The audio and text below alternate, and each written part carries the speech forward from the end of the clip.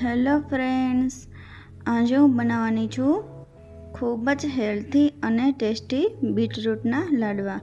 આ લાડવા છે ને એટલા ટેસ્ટી છે અને એટલા સોફ્ટ બને છે કે બાળકોથી લઈને મોટા બધા ખાવા માગશે.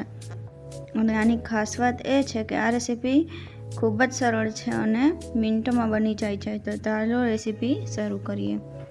તો બીટરૂટના લાડવા બનાવવા માટે મેં અહીંયા 250 ગ્રામ બીટને આવી રીતે જાડું ખમણી લીધું છે. અને હવે એક પેનમાં મેં 2 ચમચી જેટલું ઘી ગરમ કરી દેવાનું છે.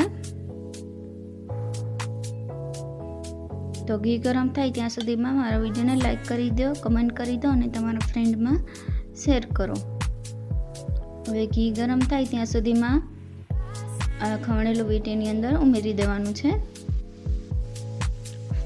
અને એને એકદમ સરસ મિક્સ કરી લેવાનું.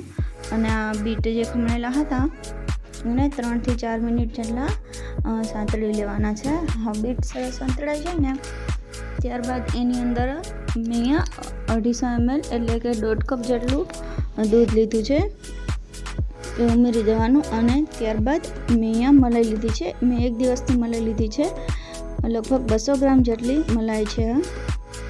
હવે આને એકદમ સરસ હલાવવાનું છે અને એકદમ સરસ મિક્સ કરી લેવાનું બધું. અને આ રીતે એકદમ આપણે આ દૂધ જે નાખ્યું છે એ દૂધ બધું બાળી લેવાનું. તો દૂધ સરસ એકદમ સરસ દૂધ બધું બળી ગયું છે. હવે એની અંદર અહીંયા મેં 150 ગ્રામ જેટલી જ ખાંડ લીધી છે. બીટમાં નેચરલ સુગર હોય એટલે મેં અહીંયા ખાંડનો ભાગ ઓછો રાખ્યો છે.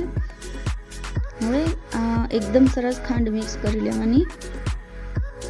ખાંડ જેમ ઓગળશે એમ પાછું પાણી છૂટશે ખાંડનું, એટલે એ પાણી બળી જાય ને જો આ રીતે છૂટું પડી ગયું છે.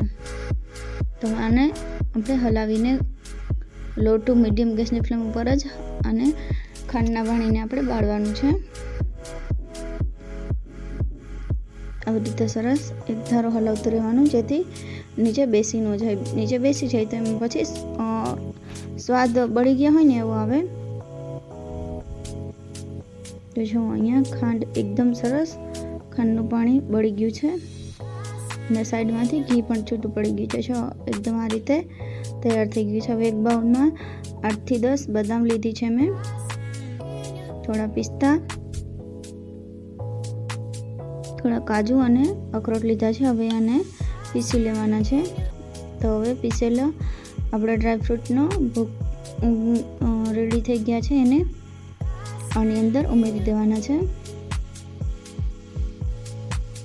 અને તેને એકદમ સરસ મિક્સ કરી લેવાના છે.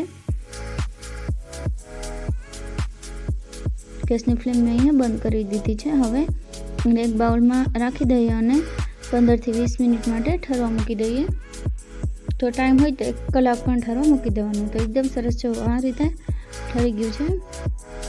તો હાથમાં થોડું ઘી લઈને અને છે ને આ બીટને આપણે હાથમાં લઈ અને નાના નાના લાડવા વળી લેવાના છે.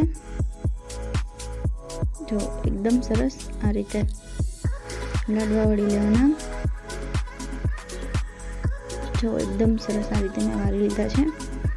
હવે અહીંયા મેં ટોપરાનું ઝીણું છીણી લીધું છે. એમાં આવી રીતે લાડવામાં આખા લાડવામાં લગાડી દેવાનું. આ રીતે મેં લાડવા તૈયાર કરી લીધા છે.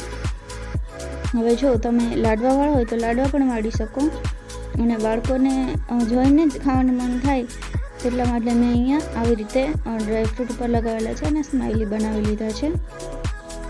તૈયાર છે આપણા બીટના લાડવા. Like, share, subscribe.